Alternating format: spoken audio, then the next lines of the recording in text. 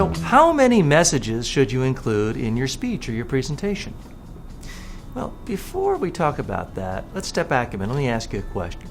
Think of the best presenter you've seen in the last year, someone in your field, not just somebody you saw on TV, not a professional comedian or a politician, but somebody in your field where you saw them in person at a conference, preferably not somebody who works in your company. Think of this person, think of this presentation, and now think of every specific message point you remember from that speech. I don't mean that they were funny or you like the way they walked around or their style. I mean actual content, actual message points. If you had to get up in front of a whiteboard and diagram their speech, tell me every message you could remember from that speech.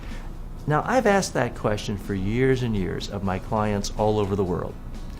And for years, when I ask people that, sometimes they say, I don't know, I don't remember anything.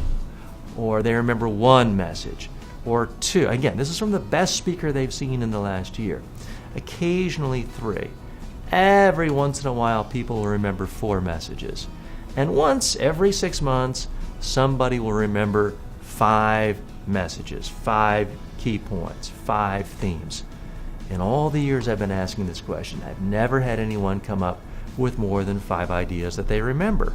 So that's why I just start off from the assumption of don't try to communicate more than 5 key ideas, 5 themes, 5 messages in your speech, because you're not going to be successful.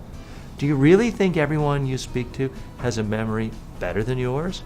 If you can't remember more than 5 from the best speaker you've seen, why do you think anyone will remember more messages from you? People always say, yeah, TJ, I understand, I get it, it makes perfect sense.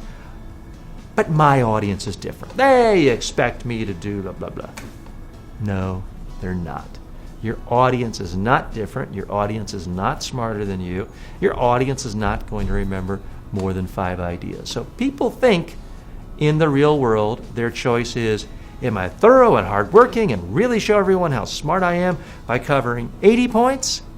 Or am I kind of lazy and laid back and just cover a handful?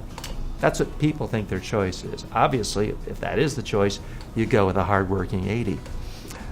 I live in the real world. In the real world, the choice is, are you communicating 5 points? Remember, it's not communication unless people not only understand it, but remember it. The real world choice is, do you communicate a handful of ideas, 5, or do you communicate absolutely nothing? Because that's what happens to most speakers.